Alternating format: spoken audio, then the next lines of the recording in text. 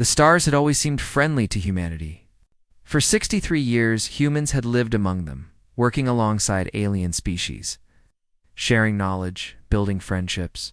They believed they had found their place in the universe. They were wrong.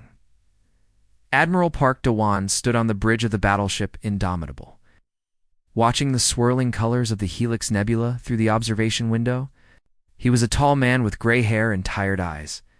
40 years of service had taught him many things, but nothing had prepared him for what was about to happen.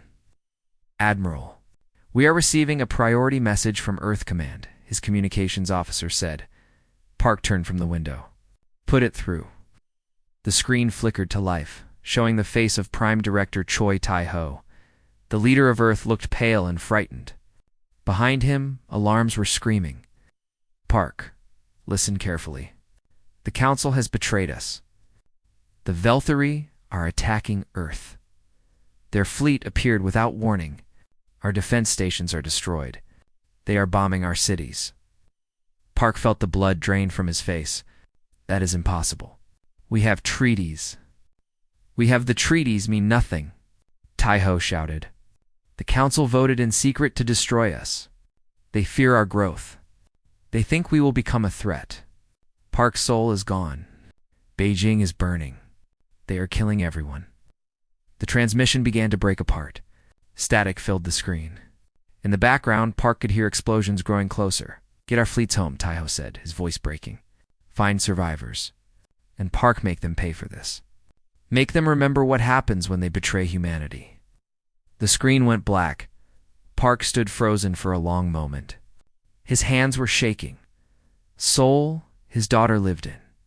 Seoul, his grandchildren played in the parks of Seoul. And now Seoul was gone.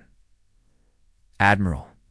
His first officer, Commander Baek Sun-ho, stepped forward. His face was white with shock. "What are your orders?" Park closed his eyes. When he opened them again, something had changed. The warmth that had always lived in his gaze was gone. In its place was something cold and hard, like iron left too long in the winter. "Set course for Earth. Maximum speed. All ships." On Mars, Commander Kim Yuna was running through the corridors of Olympus Station when the news feeds began showing the destruction. She stopped in front of a display screen, her chest heaving, her eyes wide with horror. The images showed Earth from orbit. Great clouds of smoke and fire rose from the surface. Bright flashes marked where bombs were still falling. Cities that had stood for thousands of years were disappearing in seconds. "No," Yuna whispered. "No, no, no." She watched as the camera zoomed in on the Korean peninsula. Seoul was a crater. The Han River had turned to steam. Millions of people, her brother, her parents, her 6-year-old daughter, Hannah, were simply gone. Erased from existence as if they had never lived at all. Yuna fell to her knees. A scream tore from her throat, raw and terrible. Other officers gathered around her, but she did not see them. She did not see anything except the burning ruins of her home. "Commander," someone said gently. "Commander, we need you." Yuna looked up. Tears streamed down her face, but her eyes were changing. The grief was still there, but it was being joined by something else. Something dangerous. "Get me a ship," she said quietly. "Get me a weapon. Get me to whoever did this." Across the galaxy, the news spread like wildfire. Human colonies on distant worlds watched in horror as their homeworld died. Scientists on research stations, workers on mining platforms, soldiers on peacekeeping missions, all of them saw the same terrible images, and all of them felt the same thing: shock, grief, and then, slowly, a cold and terrible anger. The Galaxy Council met in emergency session on their capital station. The Great Chamber was filled with representatives from hundreds of species. They had ruled this part of the universe for 10,000 years. They had seen empires rise and fall. They believed they knew how the universe worked. Council Speaker Vorith, tall creature with gray skin and too many eyes, addressed the assembly. "The human containment operation has been successful. The Velthari report that Earth's major population centers have been eliminated. Human military forces are scattered and leaderless. The threat has been neutralized. Cheers and clicking sounds of approval filled the chamber. The Velthari representative, Ambassador Keth, bowed gracefully. We are honored to serve the Council's will. The humans were growing too quickly. Their technology was advancing too fast. Another century, and they might have challenged our supremacy. Now that danger is past, what of the surviving humans? Asked one representative. Their colony worlds still exist. Their fleets are still intact. Voroth waved a dismissive appendage. They are broken. Their home world is destroyed. Their government is dead. They will scatter, fight among themselves, and eventually fade into irrelevance. We have seen this pattern many times before. The Council accepted this wisdom. After all, they had done this before. Many young species had been culled throughout history. None had ever recovered. None had ever posed a threat after losing their homeworld. But the Council had never faced a species like humanity. On Luna, in a bunker deep beneath the surface, Prime Director Choi Tai-ho was still alive. Badly wounded, surrounded by the last survivors of Earth's government, he recorded a final message. To whatever human hears this, he said, blood dripping from a cut on his forehead, we have been betrayed by those we called friends. The Galaxy Council has ordered our destruction. Earth is burning. Billions of our people are dead. He paused, gathering his strength. Behind him, his remaining staff worked frantically to keep the emergency systems running. But we are not finished. Humanity has survived ice ages. We have survived plagues. We have survived wars that killed hundreds of millions. We will survive this too. Find each other. Gather our strength. And when the time is right, when we are ready, we will show the galaxy what it means to make an enemy of humanity. He leaned closer to the camera. His eyes were burning with a fire that death itself could not extinguish. They think they have seen human warfare. They have seen nothing. They fight for territory, for resources, for power. We will fight for something far more dangerous. We will fight for vengeance. We will fight for justice. We will fight for our dead children and our burning cities and our broken hearts. Tai-ho smiled. It was not a pleasant expression. They wanted to contain humanity. Instead, they have unleashed us. May whatever gods they worship have mercy on them, because we will not. The message was broadcast across every human frequency in the galaxy. Every surviving ship, every hidden colony, every scattered group of refugees received it. And in their grief and rage, they found a common purpose. The Council had made a terrible mistake. They had assumed that destroying Earth would break humanity. Instead, it had united them. It had stripped away their mercy, their patience, their willingness to forgive. It had turned them into something the galaxy had never seen before. And the galaxy was not ready for what came next. 18 months passed. The galaxy forgot about humanity. The Council celebrated their victory. The Velthari received honors and rewards. Trade continued. Politics continued. Life continued. The humans were gone, they believed. Just another failed species in the long history of the universe they did not know about. Titan, deep beneath the frozen surface of Saturn's largest moon, humanity was building. The old shipyards, hidden during the peaceful years, had come alive again. Thousands of workers labored day and night, constructing vessels unlike anything the galaxy had ever seen. Engineer Lee Jisoo stood before a massive holographic display. Reviewing the latest designs, she was a small woman with sharp eyes and quick hands. Before the attack, she had designed cargo ships and passenger transports. Now she designed weapons. The Council species have relied on the same technology for 5,000 years, she explained to the gathered officers. Energy shields, plasma weapons, predictable tactics. They fight wars the same way they always have. They have forgotten how to innovate. Admiral Park Dewan nodded slowly. The past 18 months had changed him. He had lost weight. His hair had turned completely white, but his eyes burned with a cold fire that never dimmed. What do you propose? He asked. Jisoo smiled. It was the smile of someone who had lost everything and no longer feared anything. We go back to basics. Kinetic weapons. biological agents, psychological warfare, things they have not seen in millennia, things they have no defense against. She pulled up a new image. It showed a small, simple spacecraft, barely larger than a shuttle. This is the Firefly. No weapons, no shields, just engines and a payload. We can build 10,000 of them in 3 months. Each one carries enough mass to destroy a city when accelerated to high speed. No energy signature. No warning. Just impact. Commander Kim Yuna leaned forward. The grief that had broken her 18 months ago had transformed into something harder. She rarely smiled now. She rarely spoke unless necessary. But when she did speak, everyone listened. What about their homeworlds? Their shields can stop anything. Not if we do not attack the shields, Jisoo replied. We attack their stars. Small payloads delivered into the corona. The resulting solar flares will disable everything in the system. Then the Fireflies do their work. The room was silent for a long moment. What Jisoo was describing was not war as the galaxy understood it. It was annihilation. How many will die? Park asked quietly. Billions. Possibly tens of billions. Jisoo did not look away. They killed 1.2 billion of our people in a single day.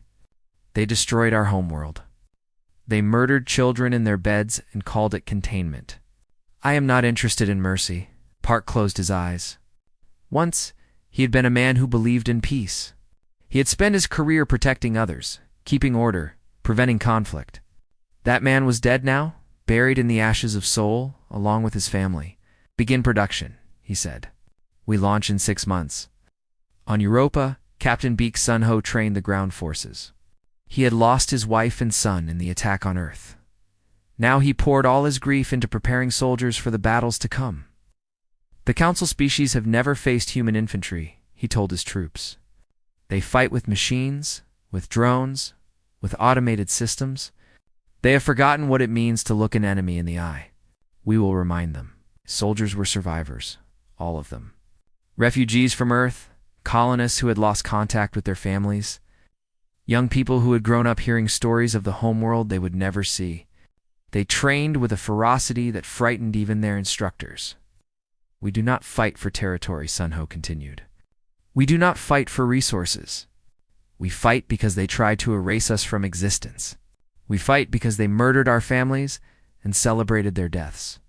We fight because if we do not, they will do the same thing to some other species someday. Lieutenant Commander Han Murray watched from the observation deck. She was young, barely 30, but she had aged decades in the past 18 months. Her graduating class from the academy in Geneva, 47 friends, classmates, and fellow officers, had all died when the city was bombed. Do you think we can win? She asked Sun-ho later when they were alone. Sun-ho was quiet for a moment. I do not know if we can win, but I know we can make them bleed. I know we can show them that humanity does not die quietly. And I know that even if we lose, the galaxy will remember what happened here. They will remember that you cannot destroy a people and expect no consequences. Murray nodded slowly.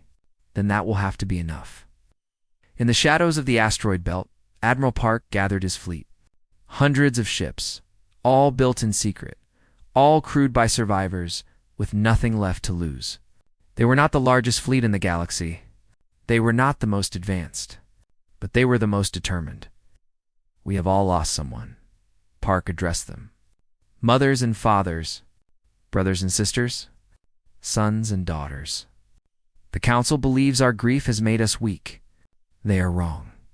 Our grief has made us strong. It has burned away our fear, our hesitation, our mercy. What remains is purpose. He paused, looking at the faces on the screens before him. So many young people, so much pain in their eyes. We are not heroes. We are not saviors. We are the consequence of a terrible crime. The Council wanted to see what humanity could become when pushed to the edge. They're about to find out. Commander Yuna stood beside him. Her face was calm, almost peaceful. The fire that burned inside her had grown so hot that it no longer showed on the surface. I have studied the Velthari, she said. Their homeworld, their defenses, their weaknesses. When we attack, we will not give them time to respond. We will not accept their surrender until every military installation is destroyed. We will not stop until they understand what they have done. Park nodded. And after the Velthari, everyone who voted for our destruction, the Cathari, the Morthani, every species that raised their hand to condemn us to death, they will all face judgment. The fleet began to move. Silent as ghosts, they slipped through the darkness between stars. The Council's sensors did not detect them.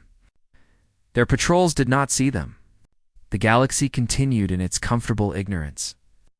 Believing the human threat was finished, they would learn the truth soon enough. On the bridge of the Indomitable, Park watched the stars pass by. Somewhere ahead, the Velthari homeworld waited. Billions of aliens living their lives celebrating their victory over humanity, never suspecting what was coming. Do you regret this? Sunho asked him quietly. Park thought about his daughter, his grandchildren. The parks of Seoul, where they had played together on his rare visits home, all of it gone. All of it, Ash. No, he said. I regret nothing. The only thing I would regret is showing them mercy they do not deserve. The fleet continued toward its target. The silence was over. Humanity had come to collect its debt. The Velthari. Homeworld of Kethos Prime was considered untouchable. 300 orbital defense platforms surrounded the planet. 2,000 warships patrolled its space. The most advanced shield network in the known galaxy protected its surface. No enemy had ever breached these defenses. No enemy had ever dared to try. The humans did not try to breach them. They simply made them irrelevant. Admiral Park Dewan watched from his command ship as the first phase began. 10,000 Firefly drones, each smaller than a shuttle, had been launched days earlier. They had approached the Velthari sun from multiple directions, their tiny profiles invisible to sensors designed to detect warships. First wave has reached the Corona, his tactical officer reported. Payloads deploying now. The payloads were simple. Magnetic destabilizers that disrupted the natural flow of plasma within the star. The effect was immediate. Massive solar flares erupted from the star's surface, far larger than anything natural. Walls of radiation and charged particles raced toward Kethos. Prime at incredible speed, the Velthari did not understand what was happening until it was too late. Their orbital platforms went dark first. Then their satellite networks. Then every unshielded system on the planet's surface.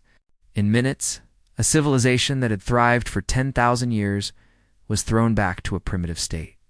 Their shields still worked, but their sensors were blind. Their communications were dead. They could not coordinate. They could not respond. Begin Phase 2, Park ordered. The Fireflies came next.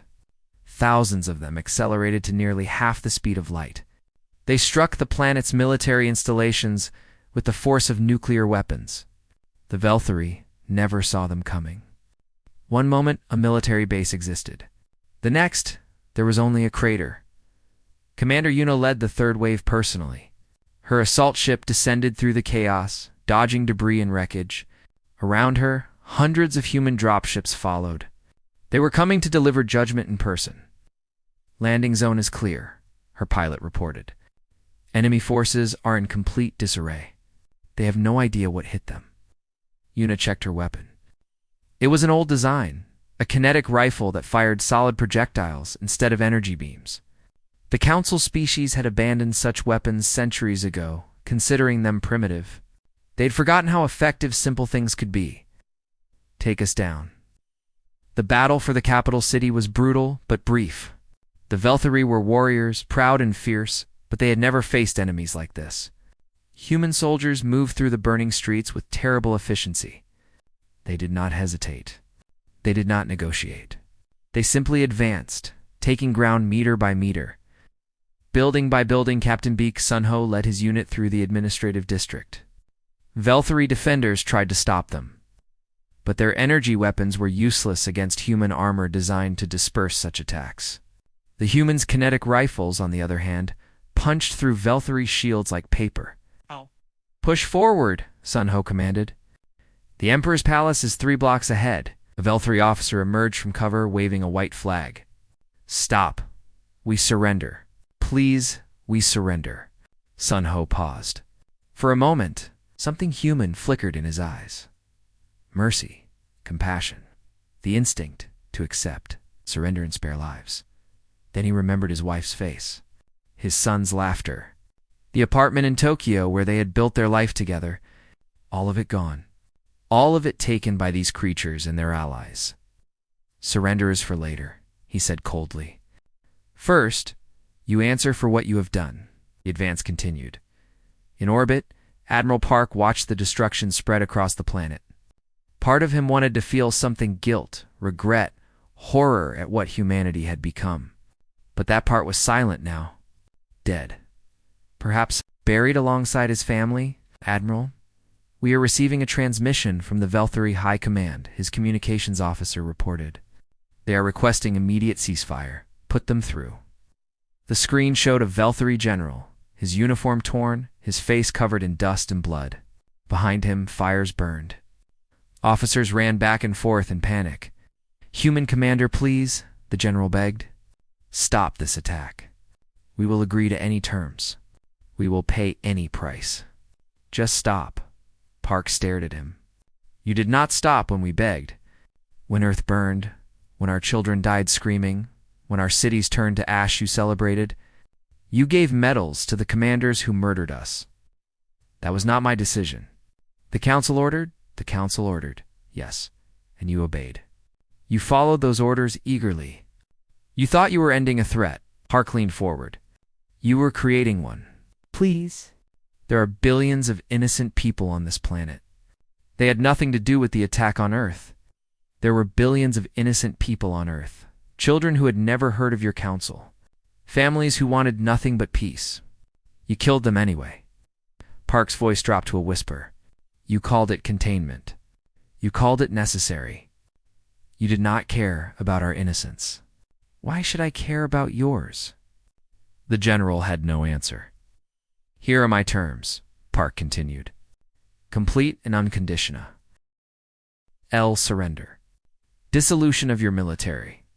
Surrender of all council members who voted for Earth's destruction. And you will broadcast to the entire galaxy what you did and why.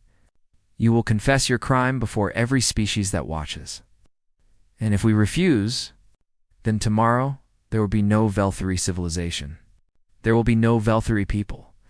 There will be only ruins and memories, just like Earth. The general's face crumbled. Pride, defiance, hope, all of it drained away, leaving only defeat. We accept your terms. On the surface, Commander Yuna stood in the ruins of the Emperor's throne room. The ancient seat of power, carved from a single massive crystal, had been shattered by the battle. The Emperor himself lay dead among his guards, killed when a kinetic round punched through his personal shield. Yuna felt nothing. She had expected to feel satisfaction, perhaps triumph, closure. Instead, there was only emptiness. Her daughter was still dead. Her parents were still gone. No amount of vengeance could bring them back. Lieutenant Commander Han Murray joined her. The city is secured. Organized resistance has collapsed. Good Yuna turned away from the dead Emperor.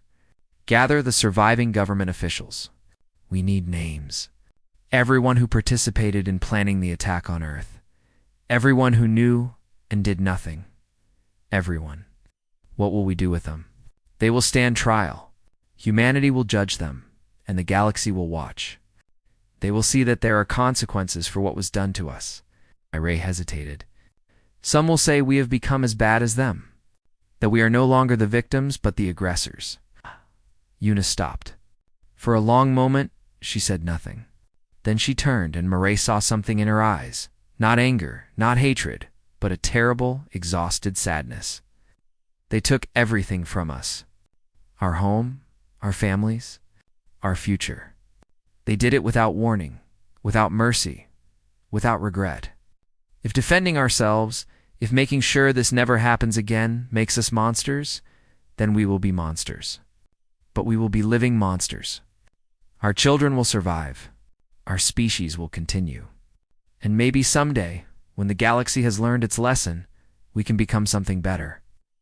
She walked out into the smoke and fire of the conquered city. Behind her, human soldiers continued their grim work. The first blow had been struck. The Velthari had fallen. But this was only the beginning. The galaxy had many more lessons to learn. The Galaxy Council Chamber had never known fear. For 10,000 years, this great hall had been the center of civilized space. Decisions made here shaped the fates of trillions. Wars began and ended at the Council's command. No species had ever threatened this place. No species had ever dared now. Fear filled the chamber like poison gas. Council Speaker Vorith stood at the central podium, trying to maintain order as chaos erupted around him. Representatives screamed at each other, blamed each other, demanded answers that no one could provide. The great view screens showed images of destruction from across the galaxy. The Velthari homeworld burning. The Cathari Federation, whose agricultural planets had been infected with a strange blight that killed only their staple crops. Billions faced starvation. Emergency ships carried food from other worlds, but it was not enough. It would never be enough. The Morthani Collective, whose home system had been cut off from the rest of the galaxy, human engineers had sabotaged their jump gates, the massive structures that allowed faster-than-light travel. Without them, the Morthani were trapped. Their colonies could not send help. Their fleets could not respond. Human hunter-killer groups picked off their ships one by one, patient as wolves, hunting wounded prey. "This is a disaster," shouted the representative from the Cathari. "Our people are dying. Our crops are dust. How did they do this? How did they create a plague that targets only our food?" The humans spent 18 months in silence, Vorith answered grimly. "We assumed they were dying. Instead, they were studying us, learning our weaknesses, designing weapons we had never imagined. We must strike back. Destroy their hidden bases, find their fleets, and what?" Voroth interrupted. "Our sensors cannot find them. Our ships cannot catch them. Every time we send a fleet, they disappear. Every time we let our guard down, they strike." He gestured at the screens. "This is not war as we understand it. This is something else. Something we have no answer for." The chamber fell silent. In 10,000 years, the Council had never faced an enemy they could not defeat. They had never even considered the possibility. "Then we negotiate," said a quiet voice. "We offer peace." Everyone turned to look at Ambassador Shin Youngji. She stood at the human delegation's platform, a platform that had been empty for 18 months, that many had assumed would remain empty forever. She was young for a diplomat, with a calm face and steady eyes that showed nothing of what she felt inside. No one knew that she had been off-world when Earth was attacked. No one knew that her entire family, her parents, her brother, her nieces and nephews, had died in the first wave of bombings. No one knew that she had spent 18 months watching recordings of Earth's destruction, memorizing every face, every name, every crime. Ambassador Shinvarath said carefully, "We welcome your presence. Surely we can find a peaceful resolution to this misunderstanding." Yonji smiled. It did not reach her eyes. "Misunderstanding? You voted to destroy our species. You authorized the murder of billions. You watched our homeworld burn and gave medals to those responsible. This was not a misunderstanding, Speaker. This was attempted genocide. The decision was made out of fear. Your species was advancing too quickly. We believed you could kill us before we became a threat. You were wrong." Yunji stepped forward. "We are not here to negotiate peace. We are here to inform you of what comes next." She pressed a control on her wrist. The view screens changed, showing tactical displays. Human fleets marked in red were converging on 12 different star systems simultaneously. Each system belonged to a council species that had voted for Earth's destruction. In 6 hours, these fleets will arrive at their destinations. The species represented in those systems participated in the attack on Earth. They provided intelligence, resources, political support, or military assistance. They all bear responsibility. "You cannot attack 12 worlds at once," someone protested. "Your forces are not large enough. We are not going to occupy these worlds. We are going to cripple them, destroy their military infrastructure." Eliminate their leadership. Isolate them from the rest of the galaxy. Yunji's voice remained perfectly calm. They will survive.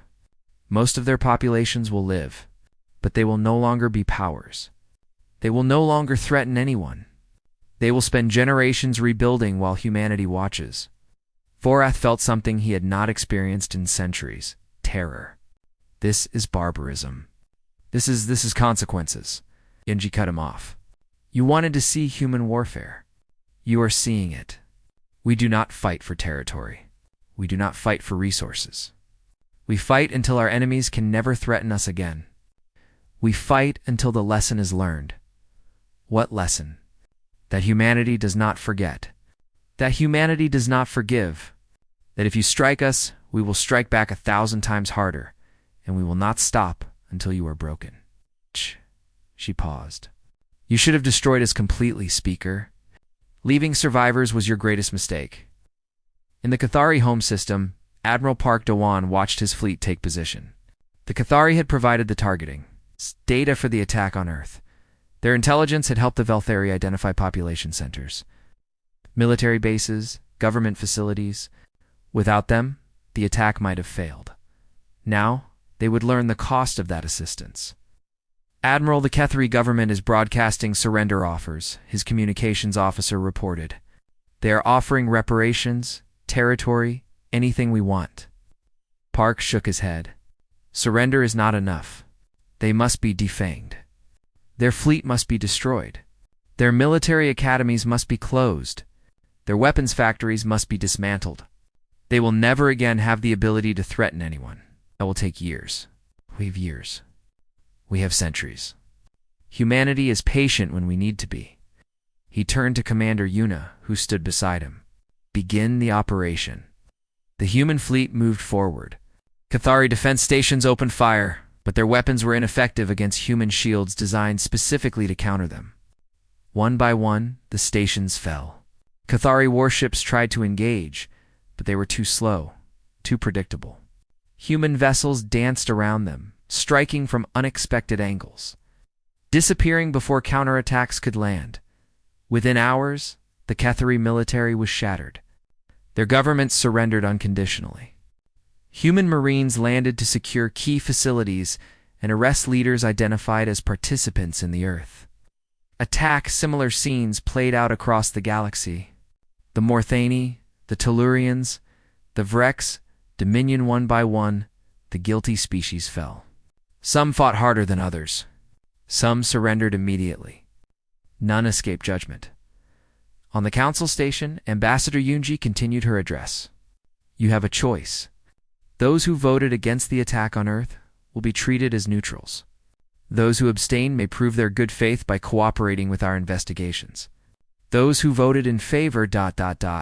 She let the silence stretch out. Those who voted in favor should pray to whatever gods they believe in, because we are coming for them. Not today, perhaps. Not tomorrow. But eventually, we will find every official who authorized TH is crime. We will document every act of collaboration, and we will ensure that the galaxy remembers. What do you want from us? Vorath asked desperately. What will satisfy you? Yunji considered the question. Justice. Accountability. A guarantee that this will never happen again. An understanding. She looked around the chamber at the frightened faces of 100 species. You need to understand what humanity truly is. We are not the peaceful explorers you thought we were. We are not the useful workers, the decent soldiers, the unremarkable species. We are the children of a violent world. We carry war in our blood. We invented weapons of mass destruction when we still lived on a single planet. She smiled again, and this time it was almost pitying. Woke something that was sleeping. Something that had chosen peace because peace was better, not because peace was all it knew. Now you will learn what happens when that thing stops choosing peace. The transmission ended. The chamber erupted in chaos once more, but across the galaxy, the message was clear. The rules had changed. The balance of power had shifted. And humanity, battered, bloodied but unbroken, was just getting started. 3 years had passed since Earth burned. The galaxy was unrecognizable. The Galaxy Council no longer existed. Its grand chambers stood empty, its authority dissolved, its member species scattered and diminished. In its place rose something new, the Human Coalition, a government that stretched across a third of known space. Prime Director Choi Tae-ho stood at the podium in the Great Assembly Hall of New Seoul. The city had been built on Luna, in the shadow of Earth, which still hung in the sky like a wounded reminder of what had been lost. The planet was healing slowly. Centuries would pass before it could support life again, but humanity had not waited. They had built new homes, new cities, new civilizations among the stars. The assembly hall was filled with representatives from across the coalition. Human governors, military commanders, scientific leaders, but there were also alien species that had opposed the attack on Earth, or that had surrendered and been integrated into the new order. They sat together, human and alien, in a gathering that would have been unthinkable 3 years ago. "We have come far," Tae-ho said, his voice carrying through the great hall. "From the ashes of our homeworld, from the depths of our grief, we have built something new. Not an empire of conquest, but an alliance of survival. We did not seek this power. We did not want this war, but we faced it and we endured, and now we must decide what kind of future we will create." In the audience, Admiral Park Do-won listened in silence. He was old now, older than he had ever expected to become. The war had taken everything from him, his family, his peace, his belief in the goodness of the universe. But it had given him something too: purpose. He had led humanity through its darkest hour. He had watched his species transform from victims into victors. Now he wondered if they had transformed into something else entirely. Beside him sat Commander Kim Yuna, now an admiral herself. She led the coalition's military forces, the largest and most powerful fleet in the galaxy. Her face was calm, composed, showing nothing of the fire that still burned inside her. She had not forgotten her daughter's face. She would never forget. But she had learned to carry that pain, to use it, to channel it into something productive. "The species that attacked us have been judged," Tae-ho continued. "Some have been reduced to pre-spaceflight status. Their fleets are destroyed, their weapons dismantled, their colonies isolated. They will rebuild eventually, but it will take generations. Others surrendered and accepted our terms. They are now protectorates. Supervised by coalition governors, their governments reformed. Their militaries dissolved." He paused, looking out at the assembled crowd. Could have destroyed them completely. "We had the power. We had the justification. But we chose not to. Because destruction was not our goal. Justice was our goal. Security was our goal. A galaxy where no species would ever again face what we faced. That was our goal." Captain Baek Sun-ho sat in the military section, surrounded by officers who had served under his command during the war. They had fought on a dozen worlds, faced enemies who had tried to exterminate their species, and emerged victorious. Many of them bore scars, physical and otherwise. None of them were the same people they had been before the attack. Sun-ho thought about his wife and son often. He wondered what they would think of what he had become. Would they be proud? Horrified? Both. He had no answers, only questions that would never be resolved. Lieutenant Commander Han Murray sat beside him. She had risen through the ranks quickly during the war, her tactical brilliance and unflinching courage making her one of the most decorated officers in the coalition. But she carried her own burdens. 47 classmates, dead in an instant. A life of promise burned away. She had rebuilt herself from the ashes, but some parts could never be restored. "I want to address those who are watching from outside the coalition," Tae-ho said. "Those who remained neutral. Those who are wondering what humanity has become and whether we are a threat to them." He leaned forward, his ancient eyes intense. "We are not conquerors. We did not choose this path that was forced upon us. We respond to violence with overwhelming force, but we do not initiate it.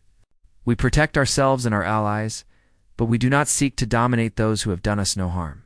The species that feared us, that tried to destroy us before we could become a threat, they were wrong about what we are. But they were right about one thing: we are dangerous.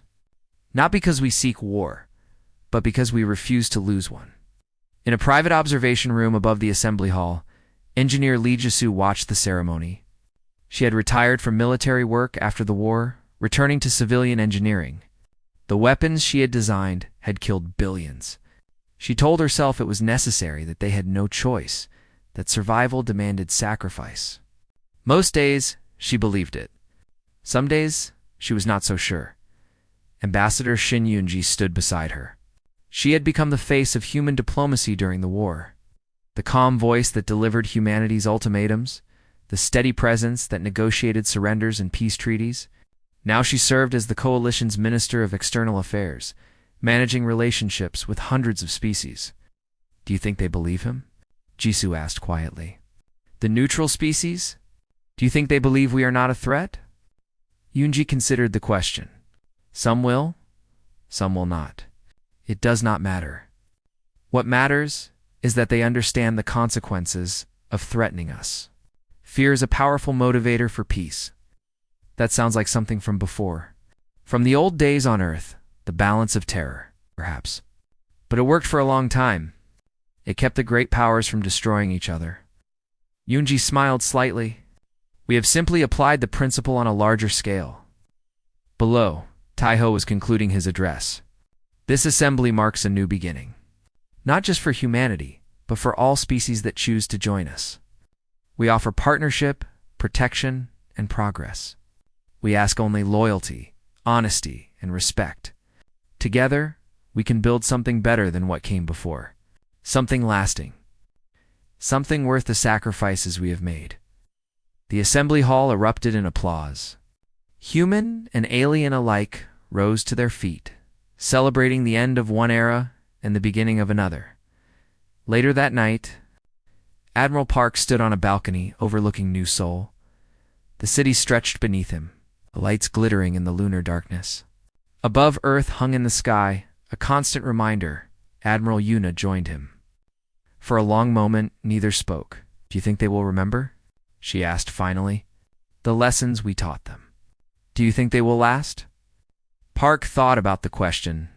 He thought about history, about the cycles of war and peace that had defined human civilization. He thought about the Council, about their arrogance, about their certainty that they could destroy humanity without consequences. For a generation, perhaps two, he said, eventually they will forget. They will grow comfortable. They will think we have grown soft.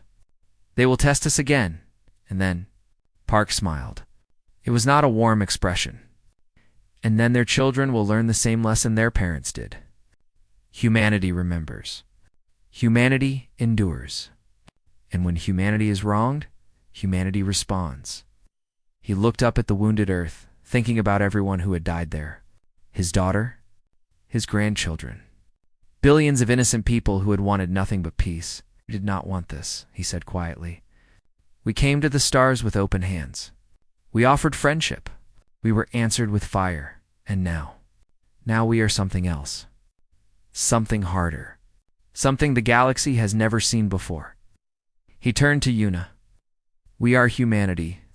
We survived the ice ages. We survived the plagues. We survived the wars that nearly destroyed us. And we survived this. Yuna nodded slowly. We always survive. We always survive. And we never forget. They stood together in silence, watching the stars. Somewhere out there, human ships patrolled the borders of their new territory. Somewhere out there, species that had once considered humanity insignificant now taught their children to fear human vengeance.